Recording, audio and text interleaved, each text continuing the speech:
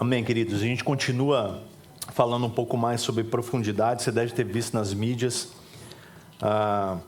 o título de uma nova série que eu quero propor para a igreja, baseada toda no capítulo 12 de Romanos, que é Vidas Transformadas, Relacionamentos Profundos. E a primeira mensagem é sobre o relacionamento com Deus, que a gente tem como base Romanos 12, 1 e 2. Então, se você puder abrir a sua Bíblia em Romanos capítulo 12, é o que será tema da nossa palavra de hoje de manhã. A gente viu alguns domingos atrás a respeito de Romanos capítulo 11, versículo 33 ao 36. Não sei se você se lembra disso, mas falávamos do quanto Paulo vem trabalhando a doutrina e a teologia dos capítulos 1 ao capítulo 11 de Romanos. E ele termina o capítulo 11 com um hino de louvor. E a gente falou aqui da expressão de louvor e de gratidão de Paulo ao terminar a exposição dele a respeito do Evangelho, da doutrina do Evangelho. Então, Paulo vem trabalhando no capítulo, no livro de Romanos até aqui, no final do capítulo 11, sobre o pecado que entrou no mundo através de um homem, e fala também da graça de Deus e da salvação que também entraram por causa de um homem, Cristo Jesus. Ele vai dizer em Romanos 5:1, por exemplo, que justificados, pois, pela fé, nós temos paz com Deus por causa daquilo que Cristo fez por nós. Então, Paulo vai desenvolver o tema salvação, vai desenvolver a redenção em Cristo Jesus, todinha, até aqui no capítulo 11, e termina adorando a Deus, o que a gente chama de doxologia. Paulo termina adorando a Deus, glorificando a Deus por tudo que Deus tem feito através de Jesus.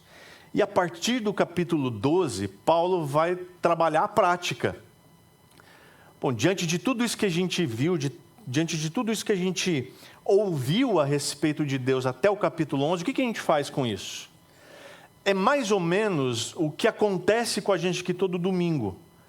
A gente vem para cá, a gente canta coisas sobre o Senhor e a gente ouve coisas a respeito do Senhor pela palavra de Deus, mas no final das contas, quando dá 11h30 da manhã e você passa por aquela porta para ir embora, o que fica de tudo isso? O que eu vou fazer com aquilo que cantei e ouvi da palavra de Deus? Infelizmente, no proceder da nossa vida, na correria diária, muita coisa entra por um ouvido e sai pelo outro. Não por maldade, muitas vezes, mas pelo fato de que, puxa, já ouvi isso, já ouvi tantas vezes. E, quer saber, quem sabe domingo que vem. Mas a palavra de Deus constantemente nos exorta a colocar em prática aquilo que a gente ouve dela e lê nela. E isso é necessário para que haja transformação da nossa vida. Então, a proposta é, à medida que somos transformados, à medida que a nossa vida é transformada, os nossos relacionamentos se tornam cada vez mais profundos. No final do ano, uma frase de uma pregação me chamou a atenção e por isso eu tenho insistido nesse assunto. O pregador dizia assim, sabe, às vezes a gente quer ser muito relevante na sociedade, no meio em que a gente está, no trabalho, a gente quer ser relevante e a gente quer convencer as pessoas da nossa verdade, daquilo que a gente crê. Mas na realidade, o que nós precisamos é sermos profundos naquilo que cremos, naquilo que falamos e naquilo que agimos. E quando a gente é profundo, o Espírito Santo se encarrega de convencer as pessoas. Então a tarefa do convencimento não é nossa, é do Espírito. E a nossa tarefa então é sermos profundos naquilo que a gente se propõe a fazer. Então é a palavra de Deus que nós declaramos ser regra de fé e prática na nossa vida, sejamos profundos nela. É a vida de igreja que nós dizemos para as pessoas que é importante, que é bom, então sejamos profundos nela. Nos relacionamos com os nossos irmãos. É o relacionamento com Deus que a gente julga ser importante, então sejamos profundos no relacionamento com Deus, através da oração e leitura da palavra.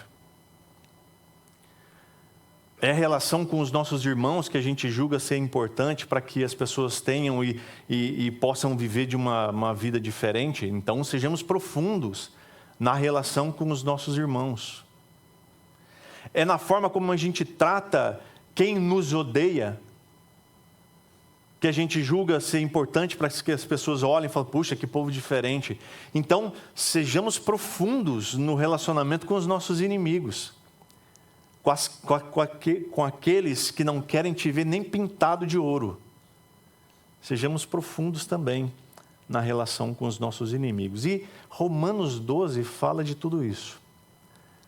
Hoje nós vamos ver, através do capítulo 1, versículo 1 e 2, sobre o nosso relacionamento com Deus.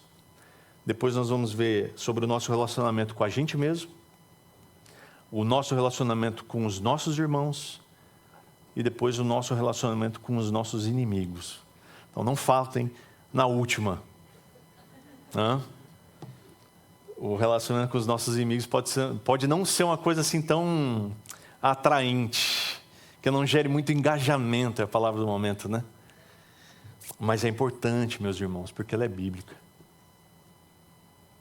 E a gente não pode valorizar uma coisa e desvalorizar a outra. A Bíblia é Bíblia, de capa a capa. Amém?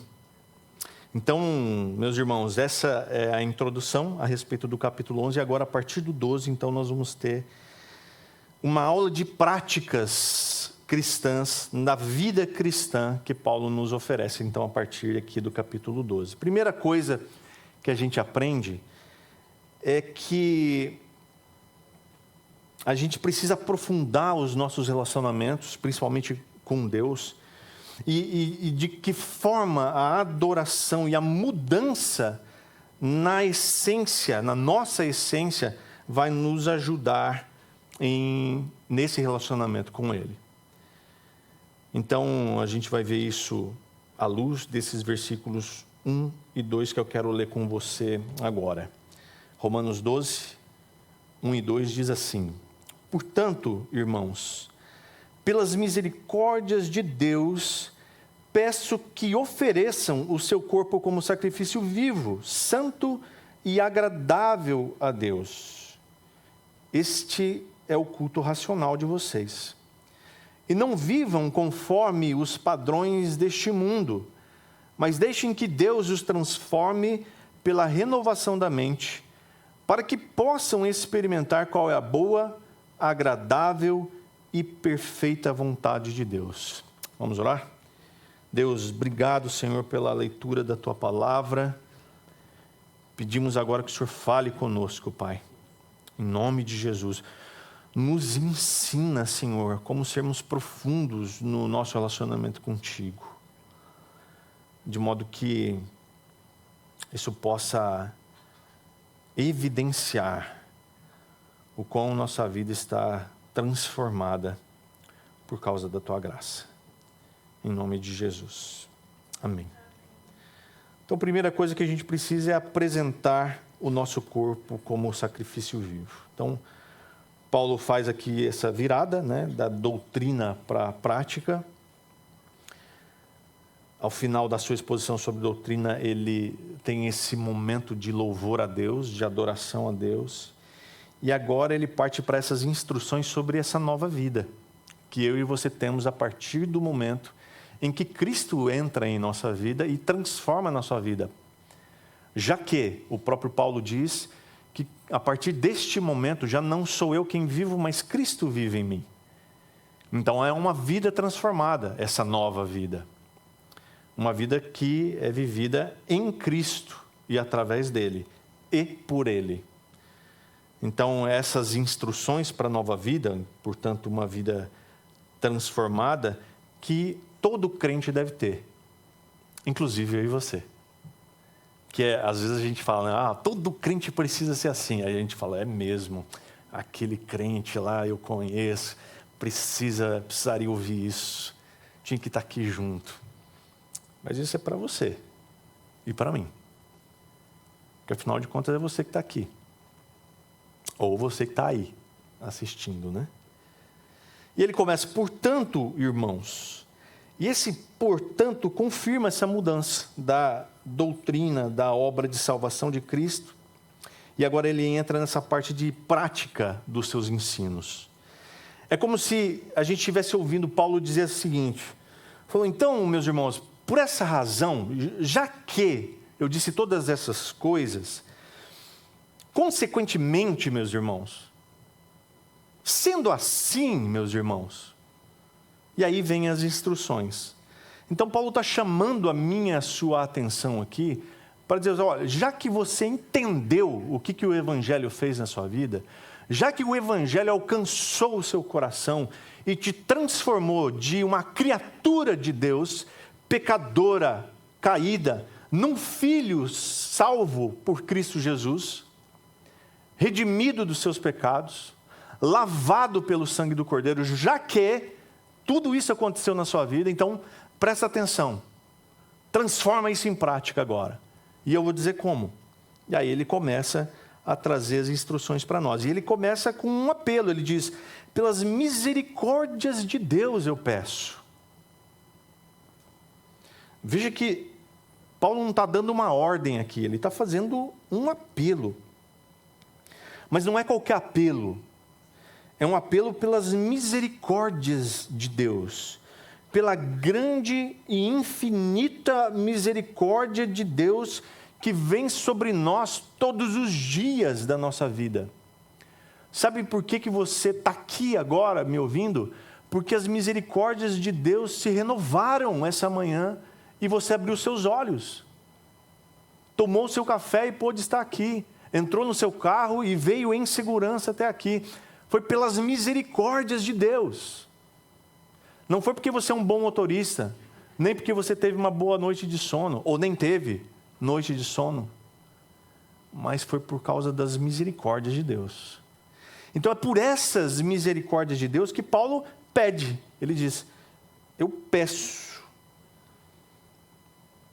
É interessante isso, né? Porque Paulo, ele é mestre em argumentação.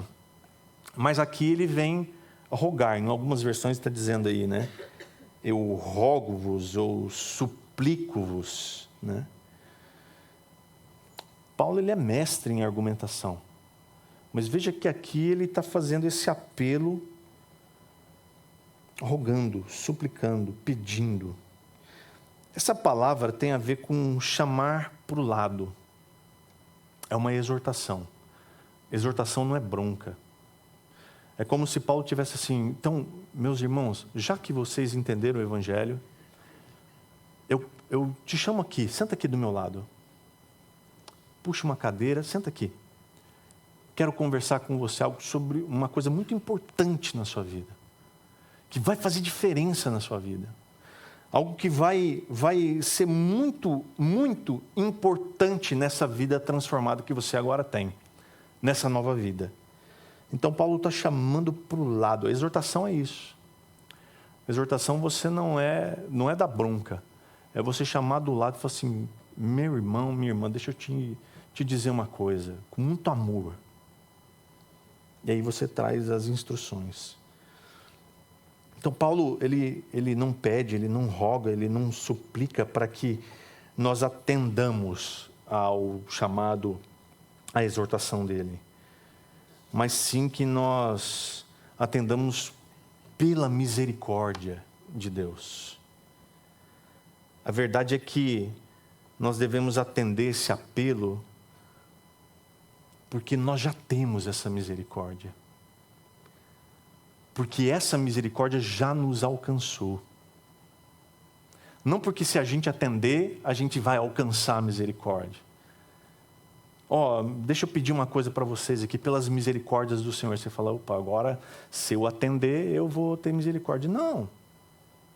Você já as tem. E é por isso que você deve atender. E aí ele começa: ofereçam o seu corpo como sacrifício. Então nós somos encorajados aqui a colocar o nosso corpo, isso é a inteireza do nosso ser. A gente é encorajado a colocar a inteireza do nosso ser à disposição de Deus. Deus está aqui, tudo que eu sou é para ti.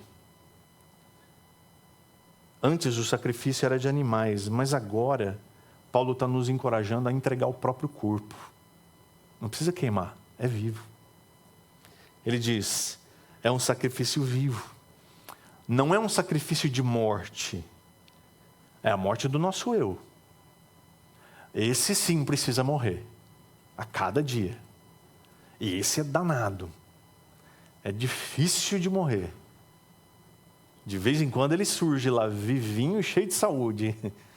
Mas ele precisa morrer. Nosso corpo, meus irmãos, é morada do Espírito Santo. Então, de fato, ele vivifica o nosso corpo e o nosso espírito, à medida que a gente anda com ele.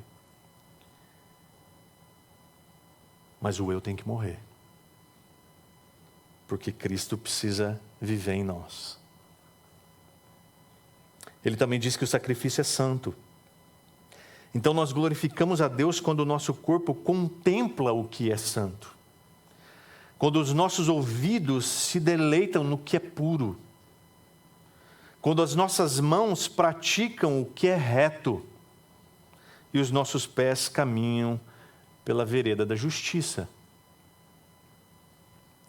Então o sacrifício é santo. E o sacrifício é agradável, porque tudo isso agrada a Deus. William Greathouse, ele diz uma coisa muito interessante. Eu queria que você prestasse atenção nessas frases desse teólogo aqui. Ele diz assim: como pode o corpo tornar-se um sacrifício? Deixe que o olho não veja nada de mal, e ele se tornará um sacrifício. Permita que a língua não diga nada vergonhoso, e ela se tornará uma oferta. Deixe que a mão não faça nada ilegal, e ela se tornará uma oferta em holocausto. Não, isso não será suficiente. Mas precisamos ter a prática ativa do bem. A mão precisa dar esmola, ofertar. A boca precisa abençoar em lugar de amaldiçoar. O ouvido precisa dar atenção sem cessar aos ensinamentos divinos. Pois um sacrifício não tem nada impuro. Um sacrifício é a primícia de outras coisas. Portanto, que nós possamos produzir frutos para Deus com as nossas mãos, com os nossos pés, com a nossa boca e com todos os nossos outros membros. E aí Paulo diz, esse é o culto racional de vocês. Culto é serviço que nós prestamos a Deus. Quando estamos aqui reunidos na igreja, em culto, estamos juntos servindo a Deus. E racional, meus irmãos, é aquilo que é espiritual, mas está alinhado ou condizente com a nossa mente. Então, não se trata ou não tem aqui misticismo sem sentido. Percebe? Muitas vezes assim, tem igrejas que entram num misticismo tão sem sentido, tão de um frenesi maluco, histérico. E quando você pergunta para as pessoas do que se trata aquilo, qual é o propósito daquilo, qual é a razão daquilo, não há explicação. E aí a resposta é mistério. E fica um mistério. Mas se Deus é luz, as coisas não ficam escondidas. Então, Deus faz questão de que as coisas dele sejam claras, sejam evidentes. Então, quando eu e você participamos do culto, tudo isso é condizente com a nossa... Nós sabemos o que está acontecendo. Nós temos noção sobre o que está acontecendo. Eu não estou dizendo aqui que Deus pode realizar manifestações. Ele pode porque Ele é Deus. E Ele faz o que Ele quer. Se Ele quiser virar todos nós de cabeça para baixo, é o que Ele vai fazer. Mas há um propósito. E Ele deixará claro. Todos nós saberemos o porquê estaremos de cabeça para baixo. Porque Deus atua com as coisas claras. Então a palavra grega aqui para racional é lógicos. Olha que interessante, né? Lógicos. Para racional, a palavra racional é a palavra grega lógicos, que é aquilo que concorda com a razão, que segue a razão, que é razoável e que é lógico. Então você está consciente do que você está fazendo quando você está cultuando a Deus. Sua mente não vai ficar branca de repente, você vai ser tomado por um negócio estranho e você vai ficar totalmente alienado do que tudo está acontecendo. E você depois acordar e vai dizer assim, é mistério. Não, você sabe o que está acontecendo. Deus deixa isso claro. Segunda coisa que Paulo nos orienta aqui é que nós precisamos deixar Deus nos transformar pela renovação da mente.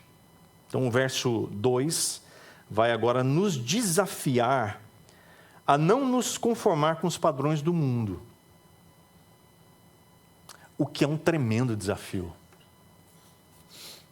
É um grande desafio. Mas sermos transformados pela renovação da mente. Então ele está dizendo, olha, não se conforme com essa coisa do mundo aí não.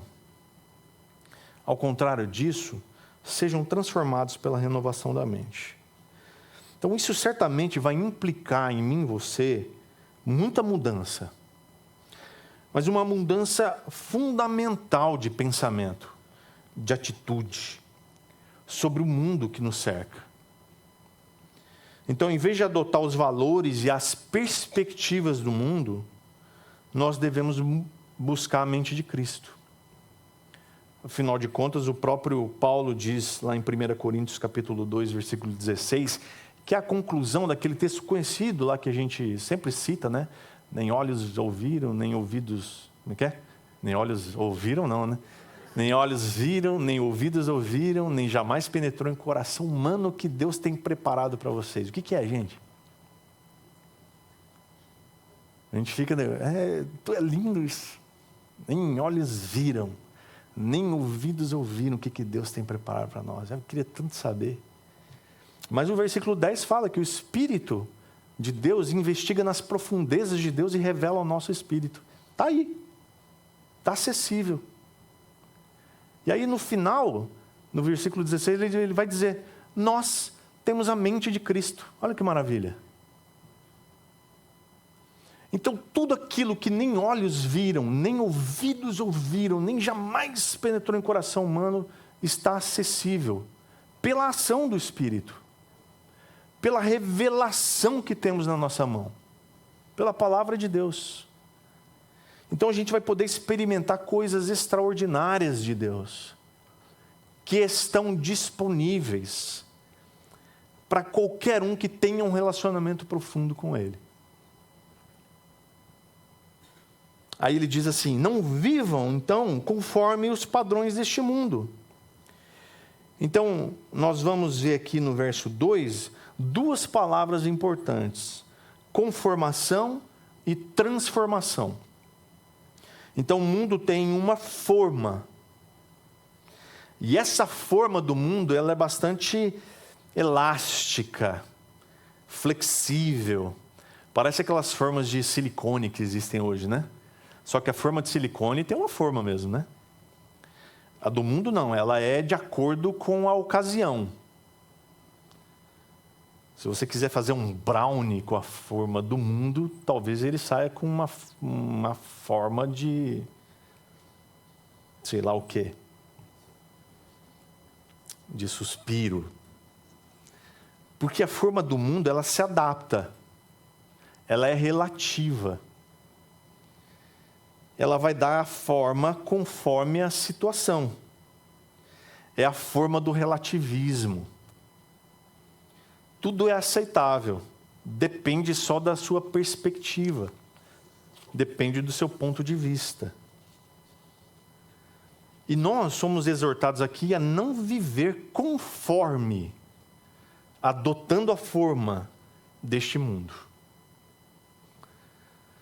William Barclay, ele diz assim: não tentem amoldar a sua vida com todas as modas do mundo. Olha só que interessante. Não sejam como o camaleão, que toma a cor do meio que o rodeia. Não sigam o mundo. Não deixem que o mundo dite como serão. O camaleão é isso, né? Ele se adapta. Ele adota a cor do ambiente onde ele está. Para se proteger, enfim.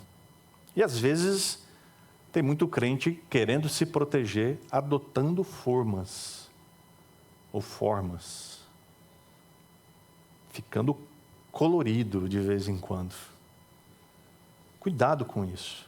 Porque a palavra de Deus diz claramente para que a gente não nos molde a forma do mundo. Mas em vez de se moldar a forma do mundo, ele diz: deixem que Deus os transforme. Deus tem essa capacidade de nos dar forma à medida que nos relacionamos com Ele. Então, à medida que nós vamos conhecendo a Deus, vamos meditando na sua palavra, vamos orando, vamos nos relacionando com Deus, Deus vai nos dando forma. E a forma do seu Filho. E isso é maravilhoso. E a ideia aqui é uma mudança de figura. Ou seja, é uma transfiguração. É uma mudança completa. Então, não se conforme com a forma do mundo, mas deixe que Deus os transforme à semelhança de Cristo, à forma de Cristo, ao modelo de Cristo. E isso só acontece quando a gente se relaciona com Ele. O Wiersbe, ele fala: se o mundo controla a nossa maneira de pensar, somos conformados.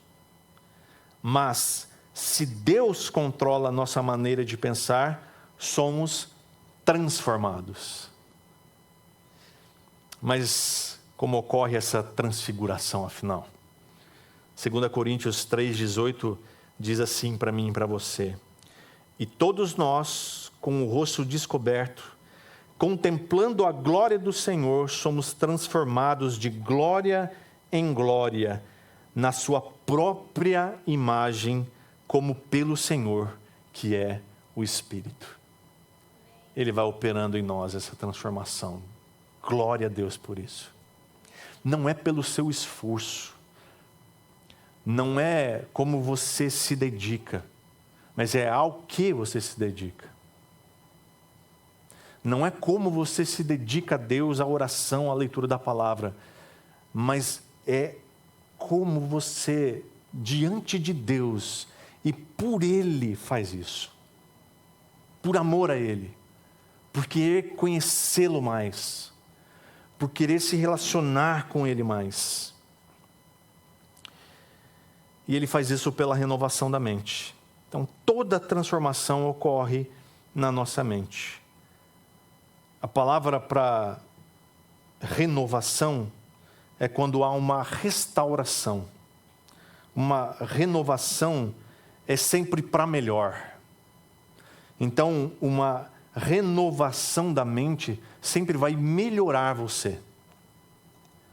Sempre vai produzir em você uma restauração. Você já viu alguém ser renovado para pior? Quando se trata da ação do Espírito? Não existe como. Não existe possibilidade disso acontecer. Por isso que eu digo que quando você se relaciona com Deus, a tendência é que as pessoas ao redor percebam a melhora em você. Percebam o quanto você está crescendo espiritualmente. quando você vê que alguém se diz crente, mas está estagnado espiritualmente, você fala, pô, tem alguma coisa errada. E adivinha, não é com o Espírito, nem com a palavra. Ouvi de alguém esses dias que gostava muito de música sertaneja, dos modão aí. E você sabe que esses modão sertanejos aí são contos eróticos cantados, né? É terrível, gente. Eu vou confessar para vocês aqui me mexe comigo essas músicas. Um ambiente onde está tocando essas músicas, eu fico desesperado. Entrar em loja de departamento pernambucana, me dá um negócio, dá vontade de sair correndo de lá. Que é só esses modão que toca. Então, escolher uma roupa na pernambucana é desesperador. É horrível. E essa pessoa estava contando que ela gostava dessas músicas. E à medida que ela começou a se relacionar com Deus e conhecer a Deus pela palavra de Deus, as músicas começaram a fazer ela pensar e dizer, puxa, essas músicas não combinam mais com quem eu sou em Cristo. E ao passar do tempo, ela já não conseguia mais ouvir. E aí ela disse para a gente assim, falou assim, olha, eu hoje não consigo mais ouvir esse tipo de música, porque esse tipo de música me faz lembrar de quem eu era. Me faz lembrar da minha antiga vida. Olha isso. Então ela resolveu tirar da vida dela esse tipo de música. Porque há uma transformação em curso, gente. Há uma transformação acontecendo. Não é só sertanejo que tem essas coisas eróticas aí não, viu? Tem outros ritmos aí que são até piores. Então essa transformação ela vai acontecendo e vai mudando a nossa mente, a nossa forma de pensar. Então as coisas do mundo já são deixadas de lado. Porque a gente entende que a forma do mundo, que é tão relativa, que é tão adaptável, já não serve mais para a gente. Já não combina mais com o estilo de vida que Cristo nos propõe na sua palavra. Então isso vai sendo deixado de lado. E aí a gente vai tendo uma transformação em curso. E por último, experimentando a vontade de Deus. Então agora Paulo fala-nos sobre o que acontece quando nós apresentamos o nosso corpo como sacrifício e deixamos Deus nos transformar pela renovação da nossa mente.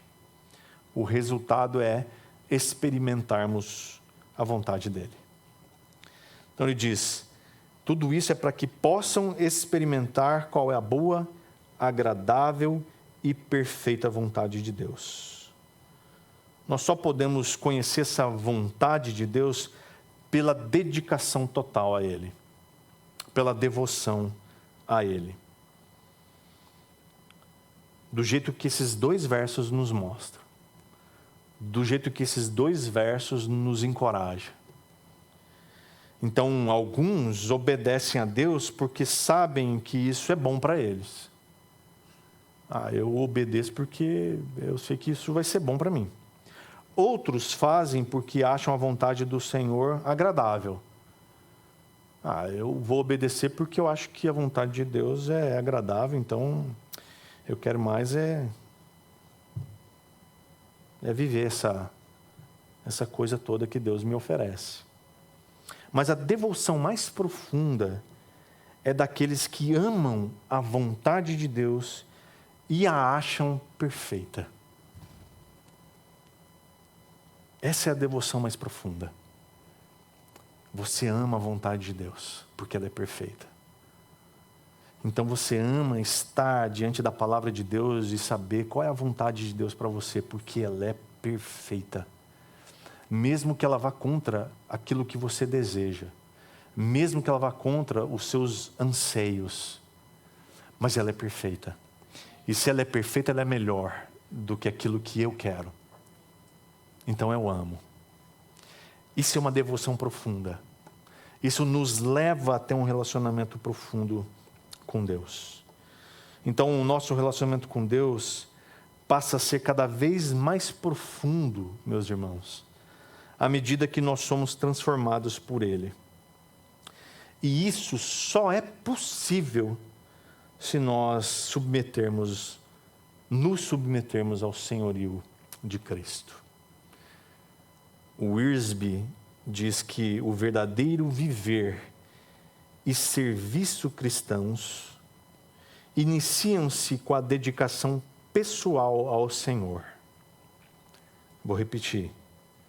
O verdadeiro viver e serviço cristãos iniciam-se com a dedicação pessoal ao Senhor. O cristão que fracassa na vida é aquele que o primeiro faz, ou seja, fracassa no altar, ao recusar entregar-se totalmente a Cristo. Minha vida está um fracasso, muito provavelmente, porque eu fracassei no altar ao entregar minha vida totalmente a Cristo. Isso ainda não aconteceu. Mas quando eu me entrego totalmente a Cristo, no altar do meu relacionamento com Ele, então pode ter certeza que Ele vai reger sua vida, porque Ele é Senhor. Então o sucesso não depende de você e do quão bom você é, mas do quanto Deus é Senhor da sua vida. Amém? Vamos orar? Senhor, muito obrigado, Deus, pela Tua palavra. Que em nome de Jesus, Senhor, a faça florescer em nosso coração, meu Deus, em nome de Jesus. Que ela encontre lugar fértil para a honra e glória do Senhor. É isso que nós pedimos, Pai, e oramos em nome de Jesus. Amém.